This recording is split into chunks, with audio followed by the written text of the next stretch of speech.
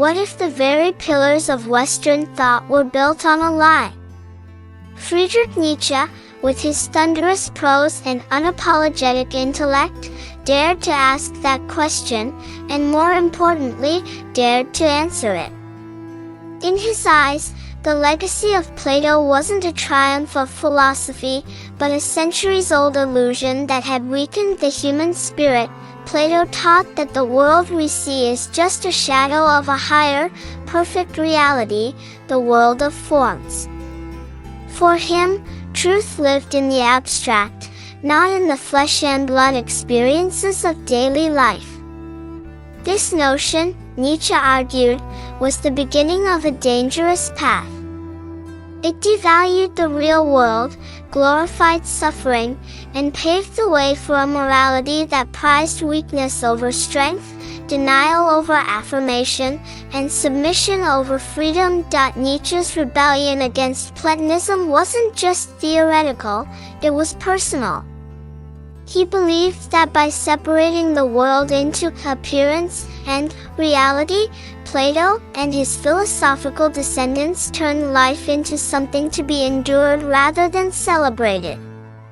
Nietzsche called for a revaluation of values. Instead of chasing unreachable ideals, he urged humanity to embrace life in all its mess, pain, and beauty. At the heart of this critique lies his concept of life affirmation. Nietzsche wanted to free us from the guilt-laden morality rooted in otherworldly hopes.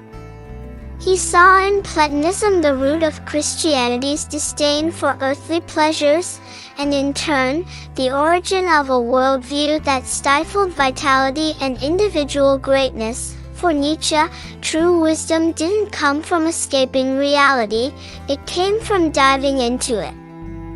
His ideal was not the passive philosopher dreaming of pure forms, but the creator of values, the one who shapes life according to their own will and instinct. This is why he praised the ancient Greeks before Plato, and why he urged modern thinkers to break free from Plato's shadow. Today, Nietzsche's challenge remains urgent. In a world still haunted by the dualisms he fought against, body and soul, good and evil, real and ideal, his voice calls us to rethink everything. To ask not just what is true, but what kind of truth makes us more alive. So, do you think Nietzsche was right to tear down Plato's legacy, or did he miss something essential?